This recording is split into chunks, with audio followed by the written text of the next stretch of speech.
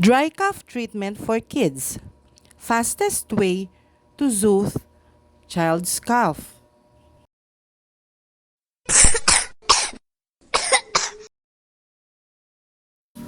A good way to identify a dry cough is if your child complains of a tickle in their throat or they make a hacking sound while coughing.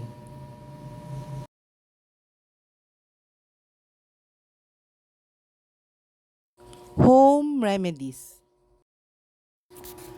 Drink warm fluids.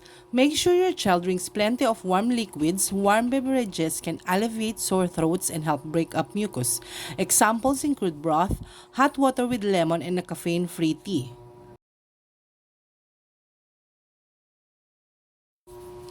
Use a humidifier.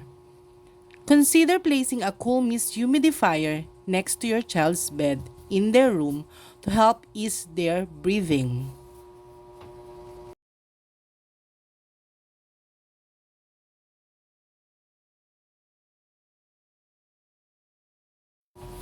Icy treats.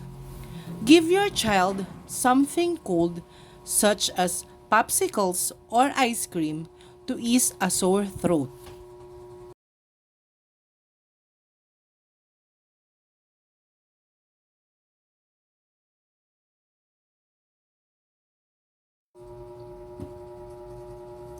Spoonful of honey for kids over age of 1 only.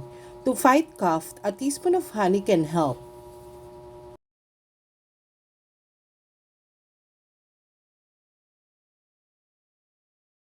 Use saline and suction. Saline solutions such as nasal sprays or mist can help thin nasal mucus.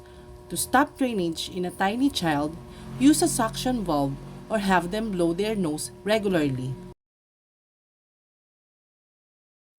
Lots of sleep.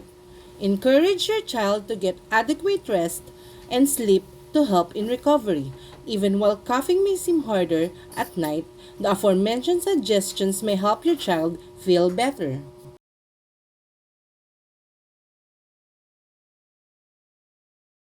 When to consult a doctor? Most cough will go away in a week or two.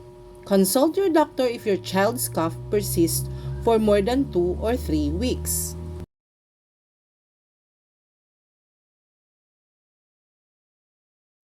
If you find this useful, please do like, share, and subscribe to my channel. Have a nice day!